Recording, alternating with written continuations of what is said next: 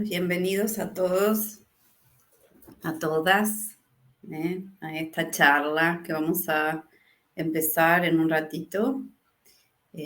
Primero, mientras esperamos que la gente se conecte, me presento, soy Marian Chacón, arquitecta desde el año 97. Posteriormente homologué mi título en España en el 2005. Terminó la homologación.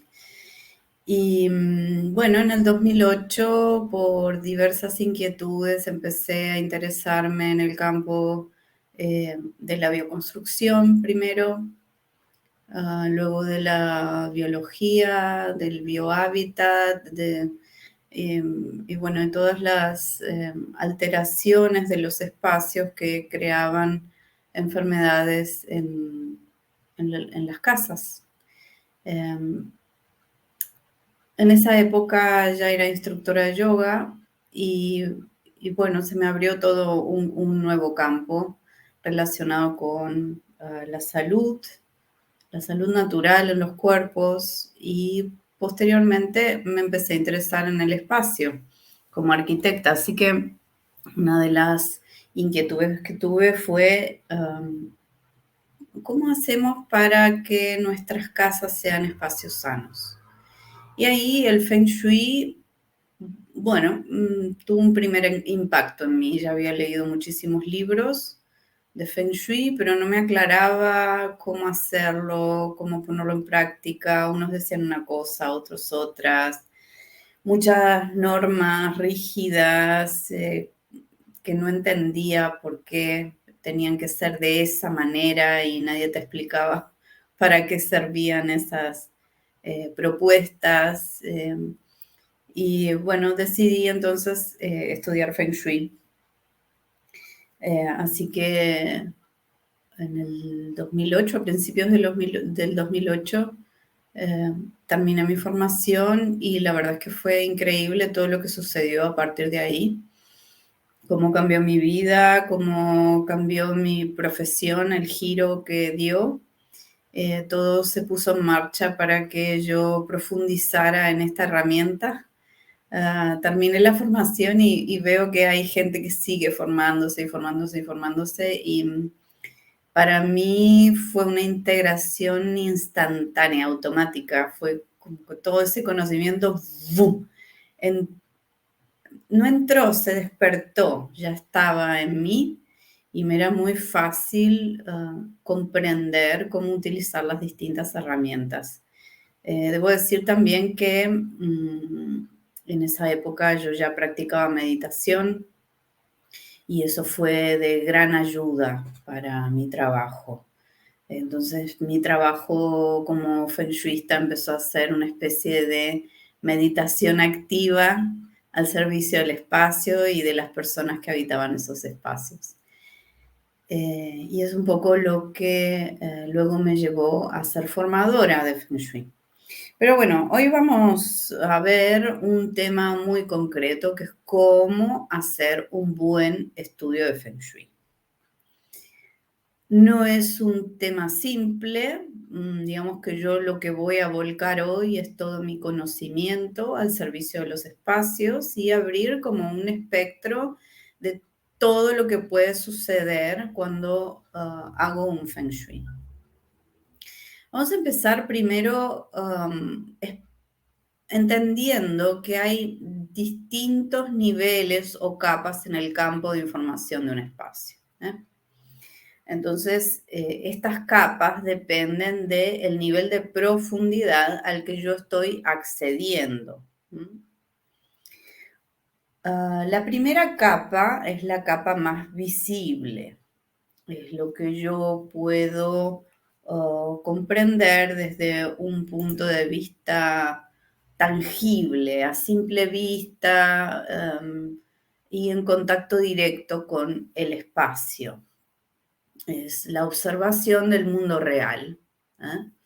Y desde esta observación, el Feng Shui empieza por proponernos ver dónde está la casa. Entonces, hay una aproximación al estudio del entorno que ya hemos hablado en otra oportunidad.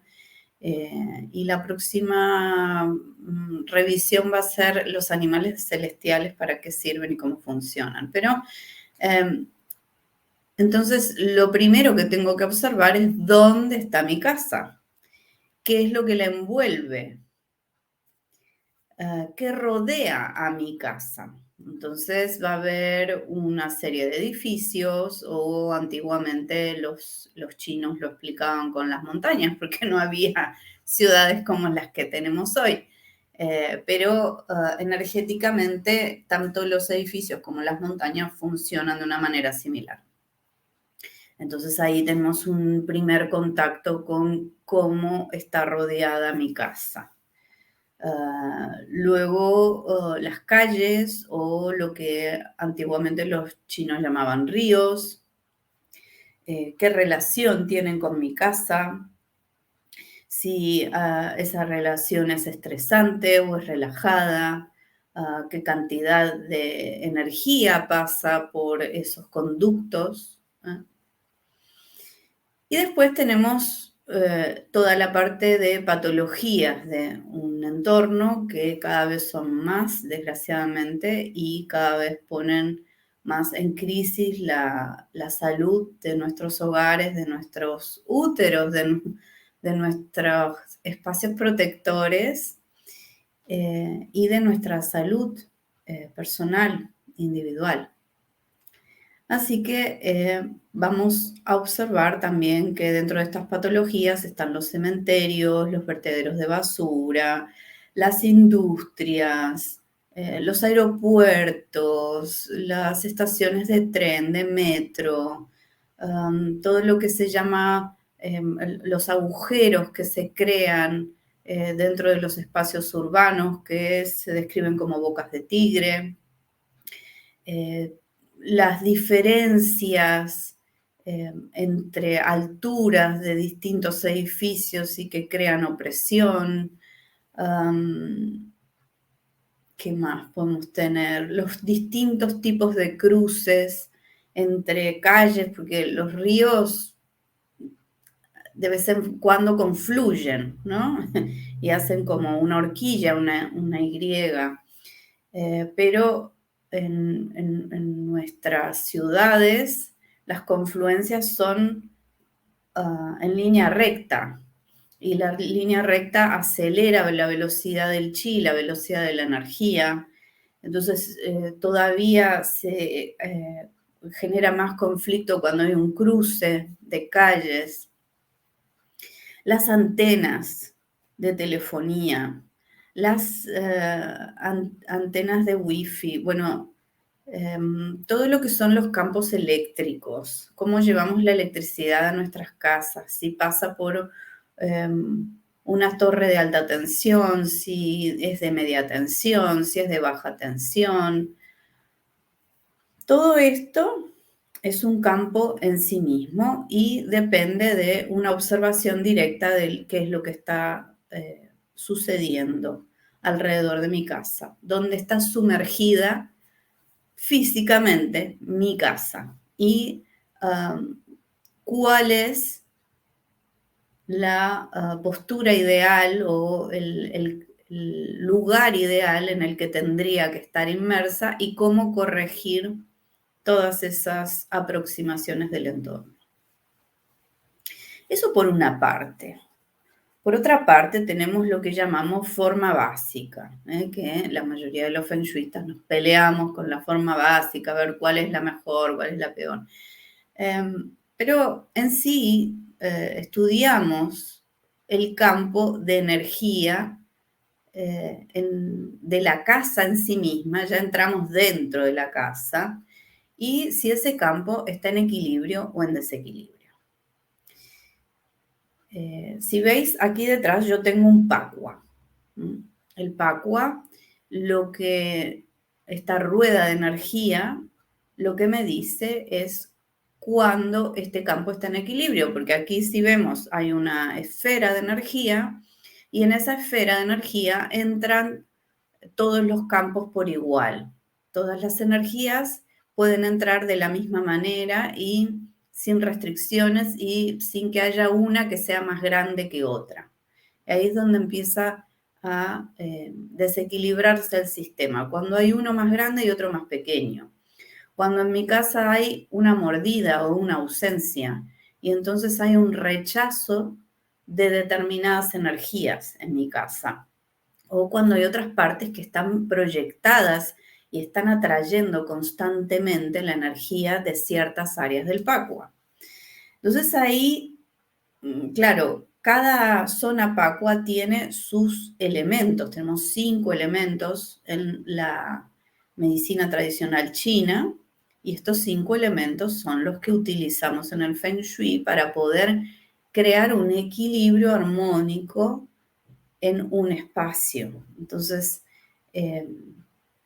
ahí en la forma básica yo estoy observando cómo afecta la entrada de energía o la no entrada de energía a mi casa. Y esas entradas de energía, ¿dónde están? ¿En qué zonas Pacua? ¿Y a qué temas de mi vida están afectando? Si están afectando al trueno, que está por aquí, al este, si están afectando a mi familia y educación, cuando estoy hablando del trueno, están afectando justamente esta área, la de la familia y la educación. O si están afectando al viento, y el viento es la salud, es que yo pueda obtener todos los recursos que necesito para desarrollar mi vida y todos los recursos que necesito para desarrollar mi potencial. También es la comunicación entre las personas, mi comunicación interna conmigo mismo. También luego tenemos el fuego, que está aquí arriba. Entonces el fuego me dice cómo me estoy proyectando yo hacia afuera, cómo me ven las personas, cómo tomo conciencia de las situaciones que se me presentan. También miro la tierra, la zona de la tierra, que está más de este lado, y tiene que ver con los afectos, con mis relaciones personales, cómo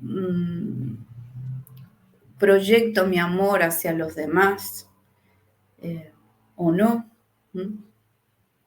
¿Qué tipo de relaciones creo, genero, si son sanas, si son saludables, si no lo son? ¿Y por qué lo hago? Bueno, todos los temas vinculares están en tierra. Después tenemos lago, que nos muestra el vínculo con nuestros hijos, con nuestra creatividad, nuestra habilidad también de estar tranquilos, serenos, en paz, y que está relacionado con nuestro niño interior. Así que trabajamos todos estos temas en lago. En cielo vamos a ver cómo entra la energía relacionada con la solidaridad, la fraternidad. Algunas escuelas lo llaman personas serviciales, es decir, cómo yo me pongo al servicio y cómo las personas que están a mi alrededor me ayudan a poder crear este tránsito de vida de una forma equilibrada y que sea de gran aprendizaje para mi alma. También es la que me abre el campo hacia los sistemas simbólicos y a comprender cuál es el orden del universo, el orden de la Tierra y cómo se manifiesta. Que esto las sociedades antiguas lo han comprendido muy bien y han creado símbolos justamente para rememorar o cristalizar la comprensión de esos órdenes. Entonces, el cielo nos trae toda esa comprensión. El agüita, que lo que hace es permitirnos profundizar, relajarnos, aprender a utilizar el miedo de una forma constructiva, realizarnos en nuestro viaje de vida, realizar lo que mi alma vino a hacer en este plano, en la tierra, es mi viaje interior, son los viajes en general también, pero es mi viaje interior. Y cómo aprovecho yo ese viaje. Y luego tenemos la montaña, que tiene que ver con la meditación y con los finales de ciclo, con qué es lo que tengo que cerrar en mi vida, qué etapas ya están caducas, cómo hacerlo de la mejor manera posible. Entonces, bueno, tenemos todos estos campos de energía y todos son importantes. Entonces, si hay una zona que está en ausencia, está rechazando uno de estos campos, ese rechazo genera un desequilibrio en los elementos que hace que los de todos los demás elementos se descompensen y se desequilibren también.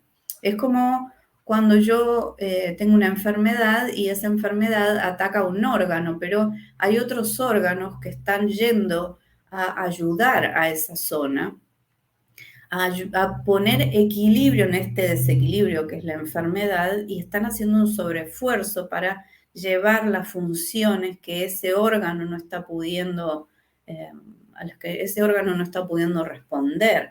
Y esto es lo mismo, ¿eh? Así como el cuerpo trabaja solidariamente, no es que dice, ah, bueno, el hígado está mal, bueno, listo, lo dejamos fuera y ya está. No, no, no.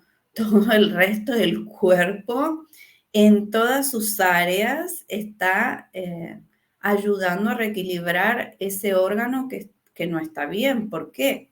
Porque la sabiduría interna, la inteligencia propia del cuerpo, que es como la del cosmos, sabe que si eso está mal, en algún momento va a llegar al resto y va a producir un desequilibrio mayor. Y eso para mi cuerpo es una muerte anticipada. Funciona así de simple es. Nosotros queremos como explicarlo, bueno, si tengo dolor de cabeza, no pasa nada.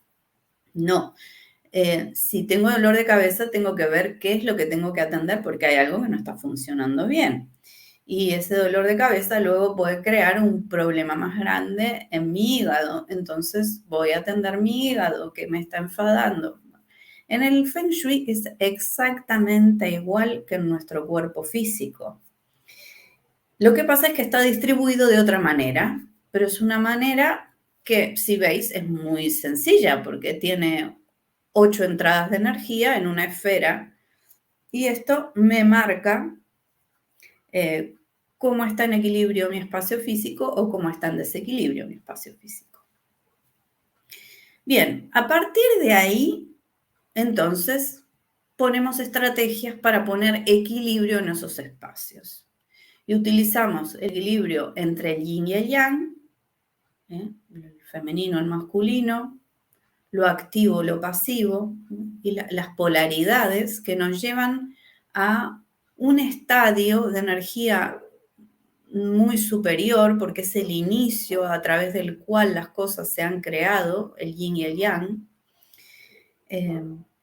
Entonces puedo usar el yin y el yang como equilibrio básico y después usar los 5 elementos de la naturaleza que responden al equilibrio del cosmos. Esos son,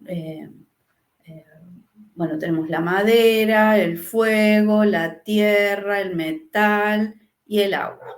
Tenemos esos 5 elementos, y esos 5 elementos tienen formas propias, tienen colores, tienen materiales, tienen imágenes que los potencian o los debilitan y los anulan. Entonces, ponemos toda nuestra sabiduría al servicio de generar este equilibrio.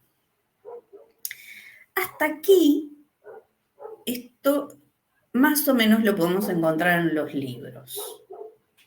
Los libros que han plasmado la sabiduría del Feng Shui, que viene desde la época de Confucio, 500 años antes de Cristo, pero el Feng Shui en sí viene del taoísmo original y tiene hoy como 5.000 años, porque estamos hablando de más de 3.000 años antes de Cristo.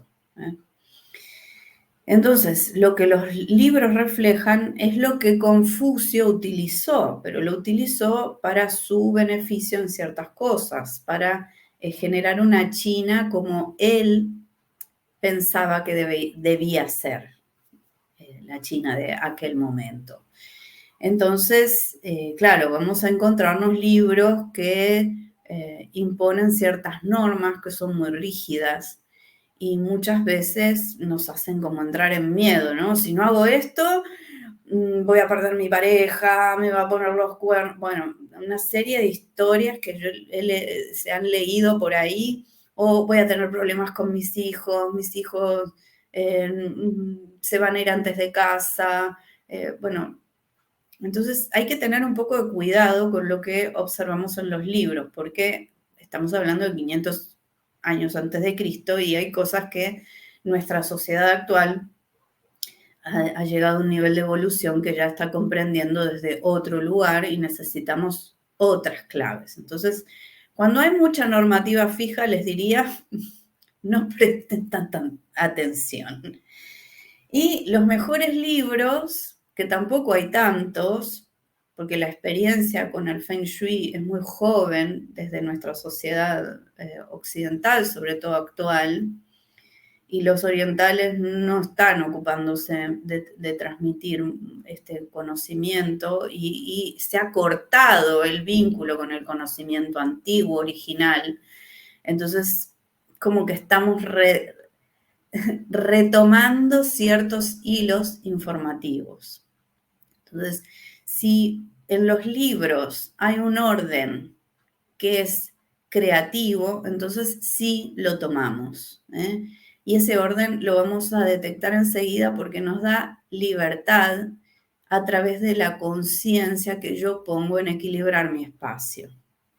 Esto es un poco el motivo por el cual yo he creado la formación de consultor de Feng Shui, porque he visto que los libros no sirven y que hay campos de información que se están liberando y que a través de la meditación y el trabajo con distintos espacios en el Feng Shui podemos rescatar herramientas muy antiguas que utilizaban los antiguos geomantes, los antiguos monjes taoístas, para equilibrar los espacios, para equilibrar el funcionamiento de los cuerpos humanos y de los distintos clanes y generar un espacio de conciencia evolutivo.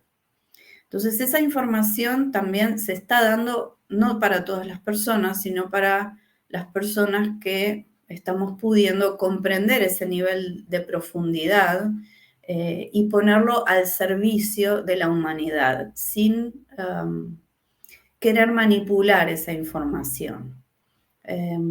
Porque cuando estamos manipulando esa información, estamos queriendo conseguir cosas.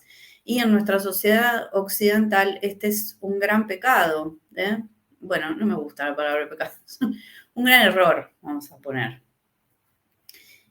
Porque como que, bueno, queremos manejar, enfocar y forzar las cosas en lugar de restaurar el orden natural. Esta es la clave de un buen Feng Shui. ¿Cómo restauro el orden natural?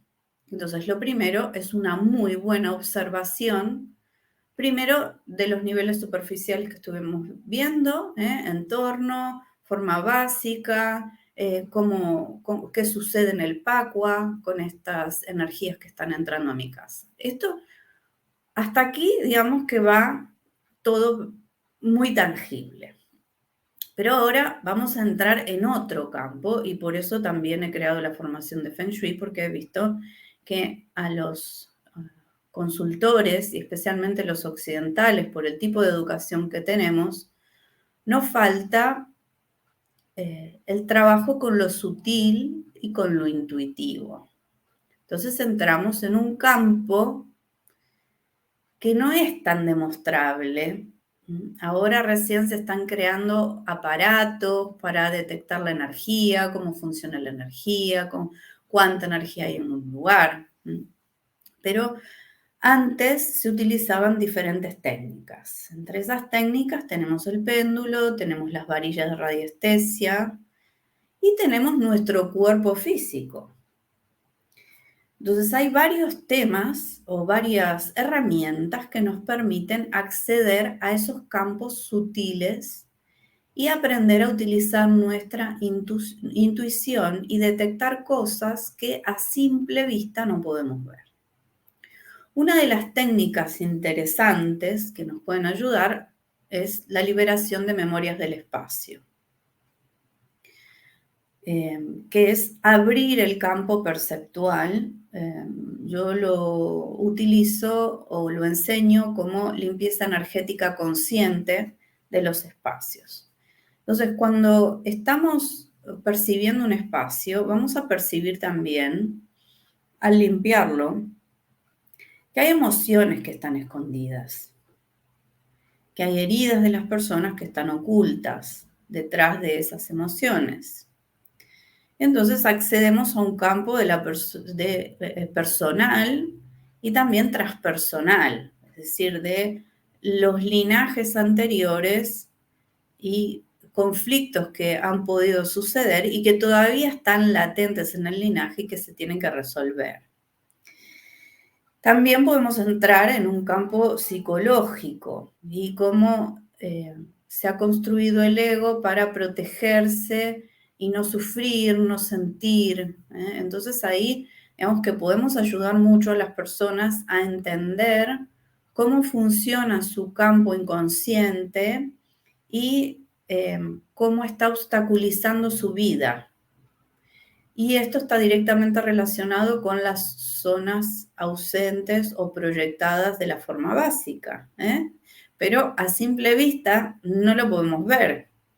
Entonces, haciendo un trabajo intuitivo perceptual profundo, sí que podemos acceder a esto y podemos dar muchos más datos a las personas sobre qué temas necesitan ser resueltos de base para que la energía de la casa siga funcionando, porque yo, por más que acomode los elementos, si la persona o el campo de las personas no modifica eso, a la larga se va a terminar cerrando. Y, digamos, cuando yo abro una zona pacua, estoy diciéndole a la vida, ven, entra, enséñame acerca de este tema.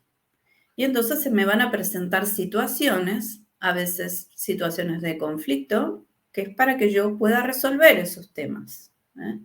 Pero si yo insisto en no resolver, no resolver, no resolver, lo que va a suceder es que eso se va a cerrar. Así como yo estoy abriendo con el Feng Shui esas puertas de energía, eso se va a cerrar si yo insisto en no mirar lo que hay de fondo. Entonces, ahí los Feng Shuistas entrenados en el campo intuitivo profundo, podemos ayudar mucho, porque podemos detectar lo que está guardadito ahí en la psiquis profunda. Después, dentro del campo del entrenamiento sutil intuitivo, tenemos todo lo que es la geobiología, que es la ciencia que, o paraciencia, que estudia lo que hay debajo de la Tierra. Si hay ríos de agua subterránea, si hay cavidades, si hay agujeros, si hay fisuras terrestres, si hay sumideros, bueno, lo que sea que haya debajo de la Tierra que habitamos. Y ahí es donde estamos detectando campos yin que debilitan la energía de las personas y campos yang que son más destructivos, agresivos y rompen la energía personal. Esto cuando se cruza con la red energética terrestre genera cosas que se llaman geopatías, que son nudos donde se arremolina la energía. Esto lo voy a explicar mejor en una masterclass que voy a dar el día 17, así que los que quieran saber más sobre energía ancestral se pueden apuntar a la masterclass. Por aquí abajo tenéis mi teléfono o mi mail y os agrego al grupo. donde vamos a pasar el link para entrar por Zoom a la masterclass. Bueno, esto todo dentro del campo geobiológico, pero fijaros que para esto hay que manejar la radiestesia.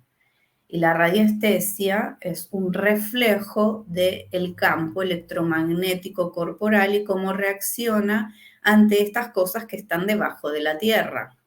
Entonces, ahí entramos en otra cualidad de energía. Y es una energía que no solo está sumergida debajo de la Tierra, sino que está sumergida dentro del inconsciente colectivo de mis linajes.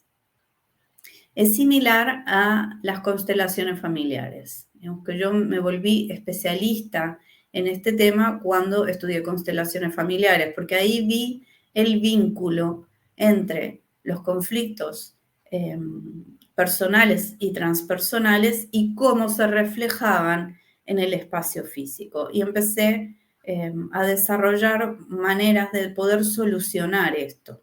Antiguamente los geomantes usaban piedras gigantes de 1 metro de diámetro o portales de energía, pero nuestras casas hoy son así de chiquititas. Entonces, si ponemos una piedra de 1 metro de diámetro, nos quedamos sin casa.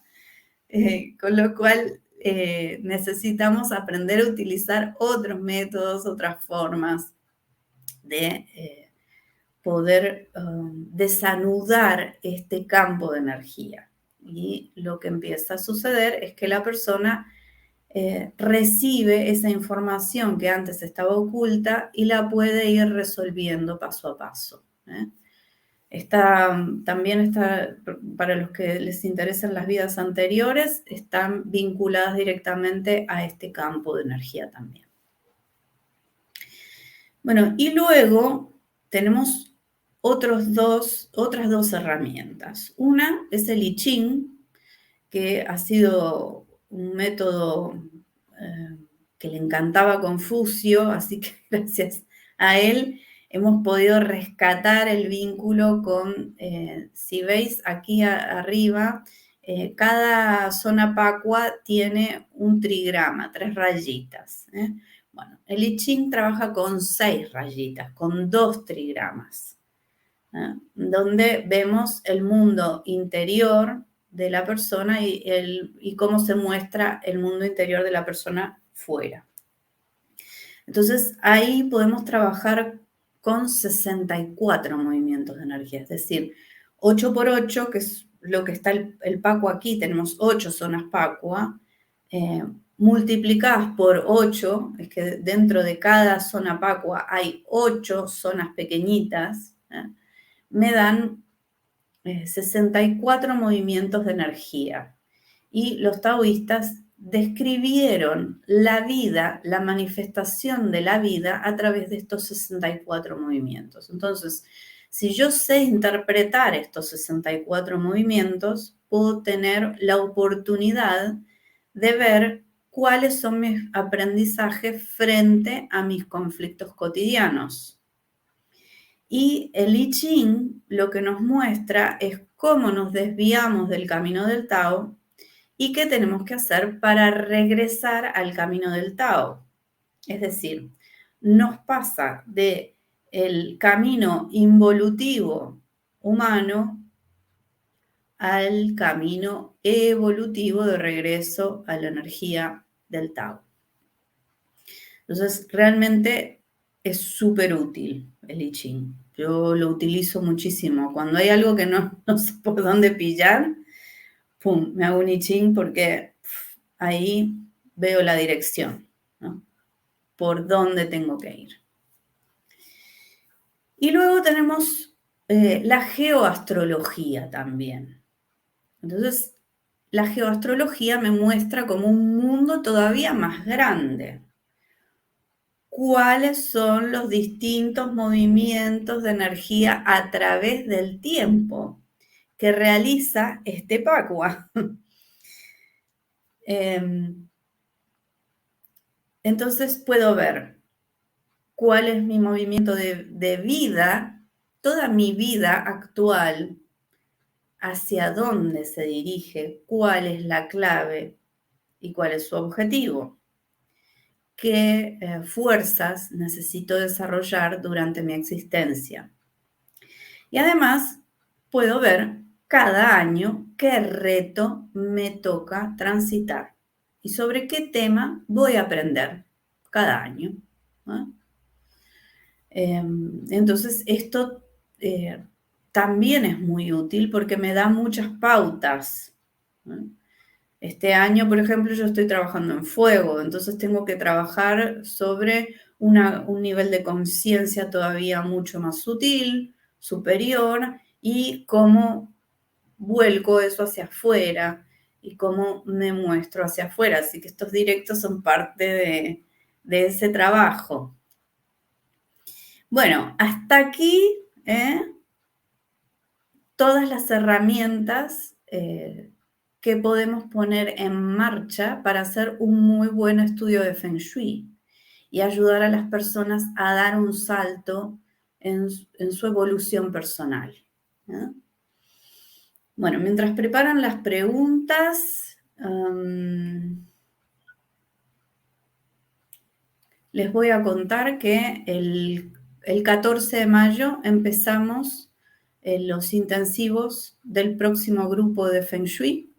Así que todos los que estén interesados en aprender a ser consultor de Feng Shui, os podéis poner en contacto conmigo. Aquí debajo también tenéis el link de la web con armoniaintegral.com en formación, Feng Shui, consultor de Feng Shui, podéis encontrar la manera que tenemos de desarrollar nuestra formación, que está enfocada en la percepción sutil, intuitiva, y en utilizar el orden del cosmos a través de los 5 elementos de una forma creativa, no rígida, no normada, sino creativa.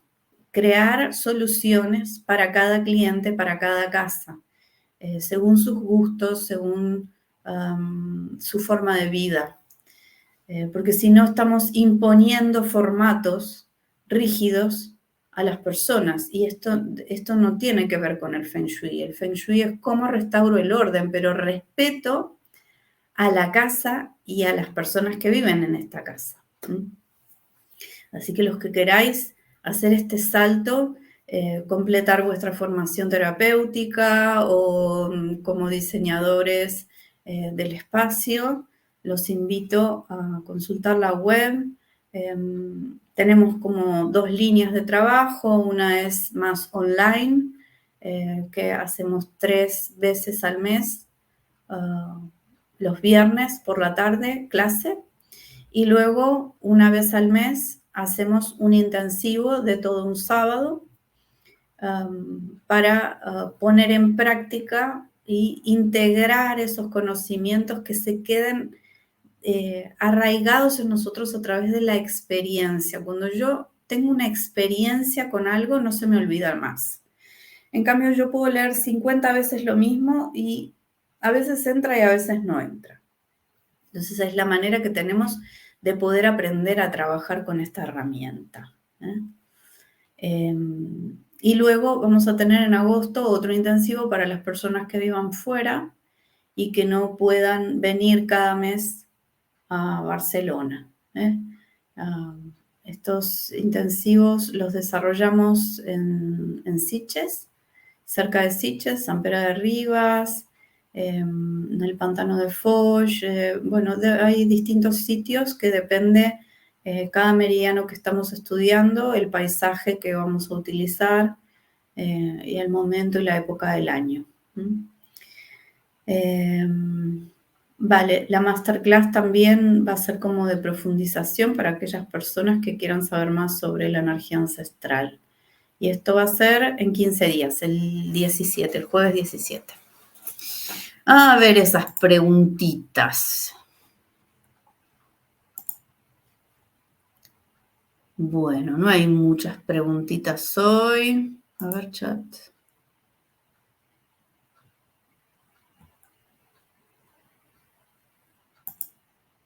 Ok, bueno, vamos a ver si hay alguna otra por aquí.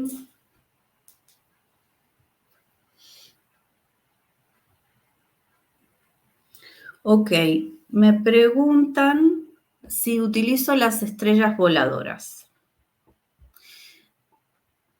Mi respuesta es sí, pero no lo utilizo de la manera quizá que lo transmiten las escuelas que se basan en las estrellas voladoras.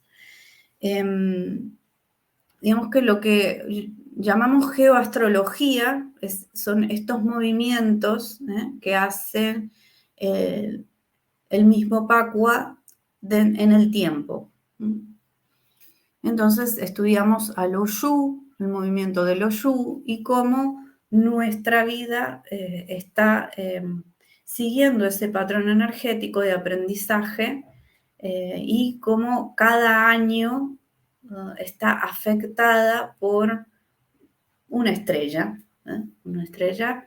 Entonces, ¿dónde tengo que trabajar yo dentro de esa estrella? ¿Qué tema es el que me voy a enfocar más? ¿Y qué energías vienen en mi ayuda para poder sostener ese aprendizaje? Digamos que tenemos ciclos de 9 periodos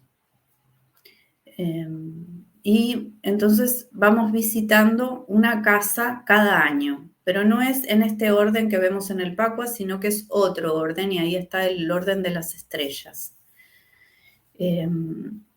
Una vez que completé mi aprendizaje en las 8 áreas, tengo un año de prueba. Y en ese año me van a venir situaciones de cada uno de los temas sobre los que estuve aprendiendo los 8 años anteriores. Entonces ese es un año clave y coincide con ciclos de 9 años desde que yo nací.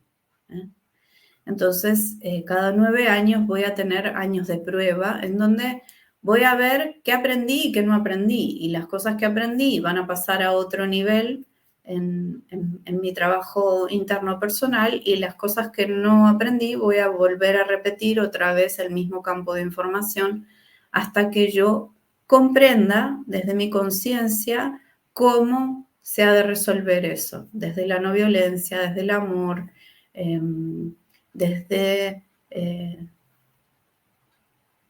utilizar el miedo de una forma diferente, no para bloquearme, para obstaculizarme, sino para fluir con la vida de una forma más amena y que mi alma pueda hacer su camino.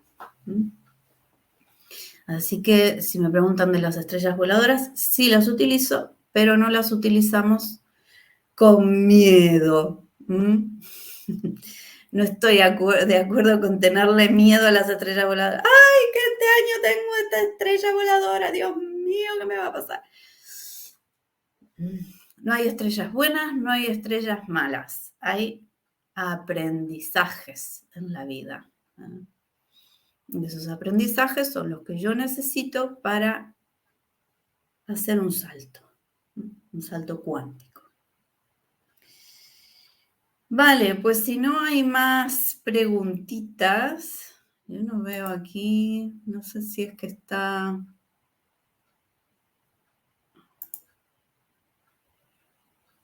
No sé qué está pasando aquí, quizá no están saliendo los comentarios.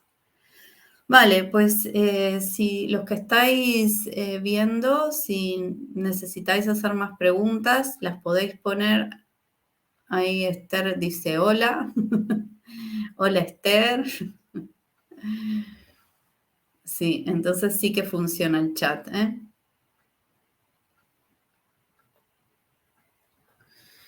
¿Cuánto se tarda en hacer un estudio en una casa?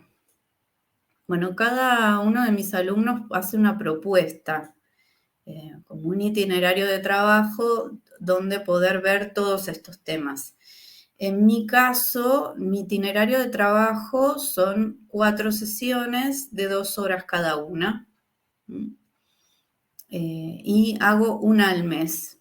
Y luego, para las personas que les gusta leer y ver reflejado todo lo que hemos ido aprendiendo sobre la casa y los distintos niveles de profundidad de información que vamos sacando, hago un informe.